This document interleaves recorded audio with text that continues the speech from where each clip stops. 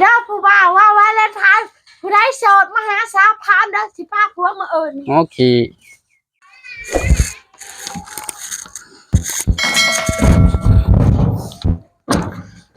มาพี่น้องกลับสุขสบายดีตอนเช้าเนาะพี่น้องเนาะว่าแม่ก็ตื่นมากอะขวดตะทานพี่น้องจูดทานมา3 มื้อเลยก็อัดไว้3 มื้อเนาะพี่น้องเพื่อให้ไฟดับทานนี่ครับอันเตาเนี่ยก็ใช้อันท่อนะเนาะท่อห้องน้ำนะพี่น้อง2 ท่อเรียนกันมาเลยก็เอาลังกะซีมาอัดเนาะตอนเราไม่ขึ้นเนาะก็เอาขึ้นทั้งรถนี่ย่อลงมานี่เนาะ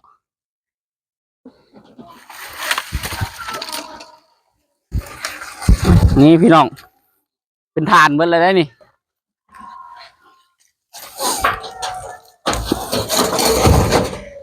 เป็นฐานเบิดเลยพี่น้องเอ้ยพอได้ดังในเฮือนพอได้บอได้ซื้อมันแพงนี่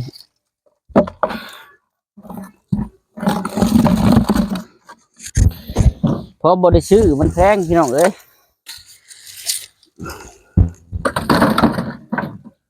ส่วนลูกกับแม่ก็ห้องเพลงอยู่นี่พี่น้องเบิ่งเด้อนี่ฐานขักเป็นยังคือห่อนลิมันยังไฟอยู่บ่ดักนี่เป็นฐานเบิดเลยพี่น้อง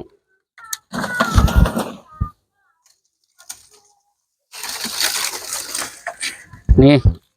ยังเป็นแทงอยู่เลย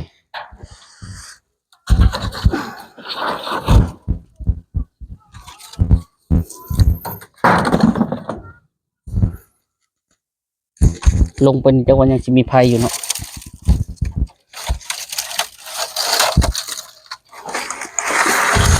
นี่พี่น้องเอ้ยตอนเอาลงยากใช่ไหมนี่พอขึ้นจับขึ้นมาแป๊บเดียวก็ได้เพราะว่ามันเบาเลยดิ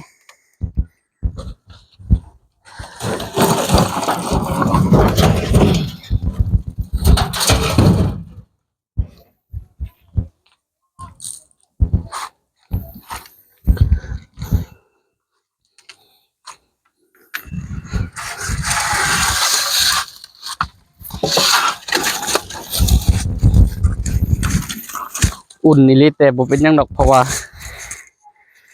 แมตเดียวพี่น้องเอ้ยความเลิกของมันเลย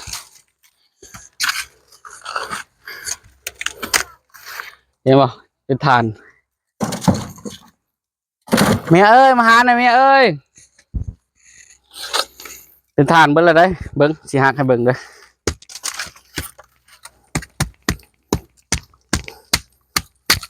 โอ้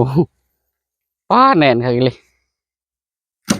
จูดพอได้ดังพอบริชื่อ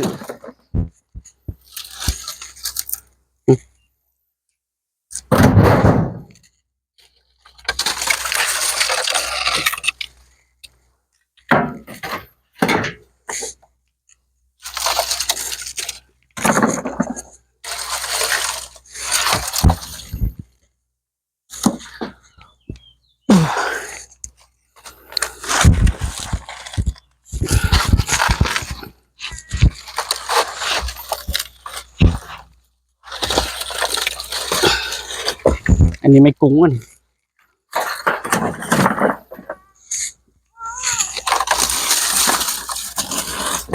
ไม่กุ้งพี่น้องอัน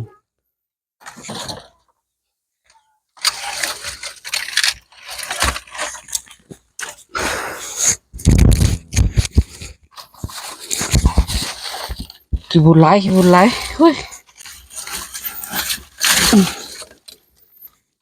กุ้งบริเก็บเบิดดอกพี่น้องเก็บน้อยหนึ่งขี้ฝุ่นทั้งหลาย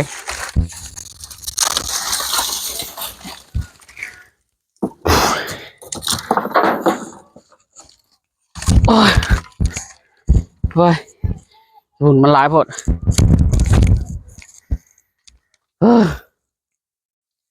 เนี่ยพี่น้องเอ้ย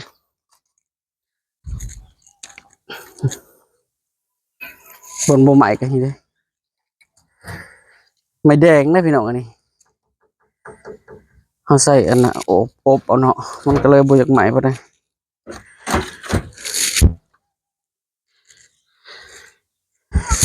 ยังลูกเฮ้อยังเด้ข่าวเอ้ยยังลูกฮะ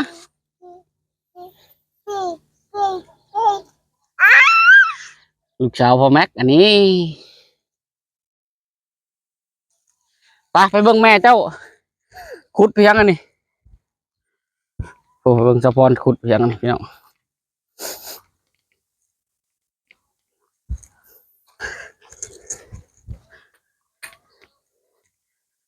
เฮ้ยขุดจิรอเฮ้ย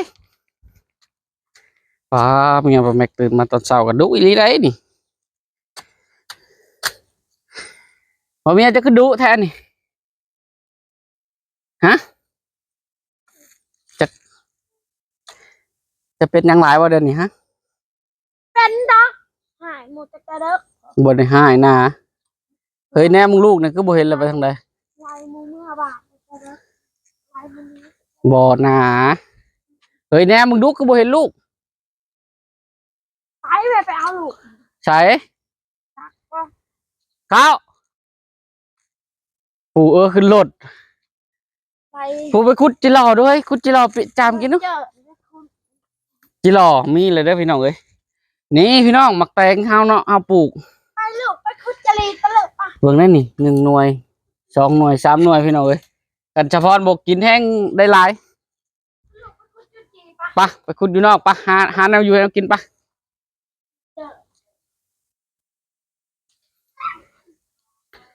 เลี้ยนหายคุย โอ้ยเพิ่นละหายหมู่ก่อนเนาะ ไปคนนี้นี่โหลด โอ้ยรีบไหลหนีแพงปานนี้ไปใช่ลูกไปเข่าขี้ดื้อเท่าไร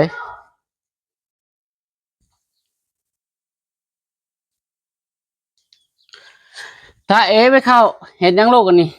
พอพอปานมักซลีให้ หรือว่าสิไปน้ำข่อยว่าหรือว่าสิอยู่พี่ป่ะ ตื่นมาก็กินแต่เช้าอีหลีเด้ไปเลยไปนำแม่เจ้า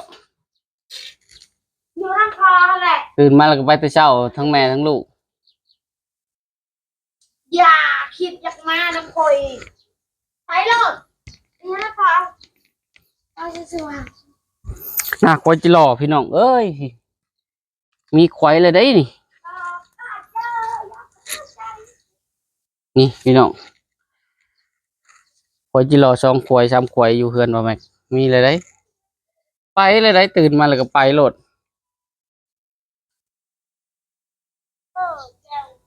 แก้วกับพี่อันนั้นไข่เราเลย ตักไว้ให้แล้วแหละ นะลูกนะเขา พี่น้องเอ้ยเฮือนบ่แม็กก็สิ66ประมาณนี้แหละ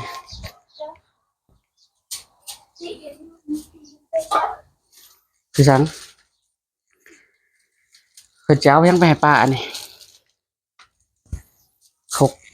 หกอีหลีพี่น้องเอ้ย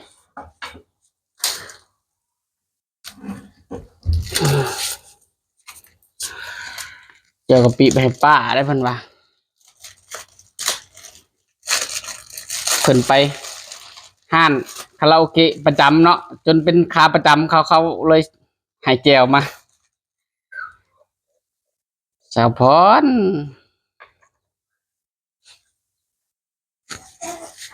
ไปคาราโอเกะคุมืออย่าไปร้ายเขาบอกนะ จะไปหาผัวใหม่ฮะแหละ ใครนี่ ว่าคิดจะหาผัวใหม่ฮะแหละจังไปแต่ยอดผัวเก่ามันว่าวลายนี่แหละ บ่เว้าร้ายจังได้ไปอยู่เนาะ ยอดผัวเก่ามันว่าวลายเลยกะว่าวหายเก่งอีกลายนี้ก็เก่งอีก ขี่นี่เลยเจ้าเคยหนีบ่แหละนี่ เคยหนีกะจับใจนะลายนี้ งานไปเข่าลูก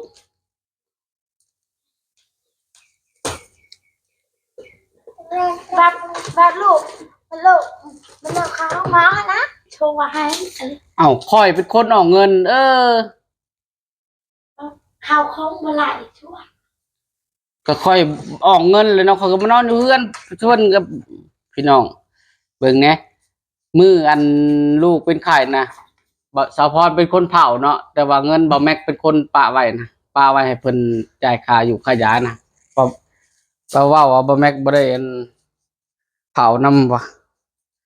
บ่เผาแล้วเนาะเฮาจ่ายเงินให้เลยเพิ่นก็เผาบ่แม็กก็มาอยู่เฮือนบ่มีผู้อยู่เฮือนเนาะช่วงนะ โอเคเดี๋ยววิจะได้ค่าอีแวร์อะไรอยู่ อืม ที่ว่าผมไม่เปรี้ยวเหรอหันก่อน หอมแก้มเพิ่นนะหอมแก้มเพิ่นนะเฮ้ยหอมหน่อยไหม บ้า หอมหน่อย บ้าวันที่14ฉันผีตาชีดีน้ำคอย เออ ใช่ว่า มื้อนี้วันที่14กุมภาพันธ์วาเลนไทน์เฮ้ยอวยพรยังให้ข่อยหน่อยไว้ บ้า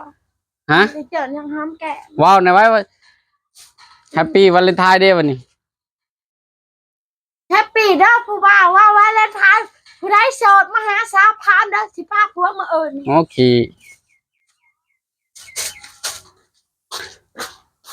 วันวาเลนไทน์นี่พวงนี่แหละเพิ่นแมลงตะเบิงบ่แม่กว่าเสียนเปลี่ยนกล้องรถคันนี้เนาะเพราะว่ารถคันนี้เฮาจอดตากฝนเด้อพี่น้องจากที่เคยขึ้นแบตนี่ก็มันแมปอันนี้ก็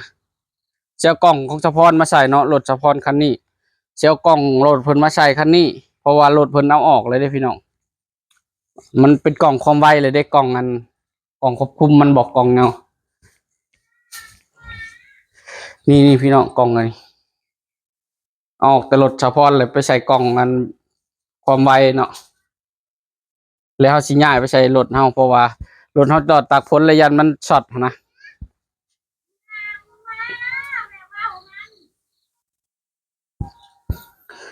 เนี่ยมันช็อตแหละ จะแกะไปได้บ่ฮู้จักเลยไปที่แกะที่มั่าง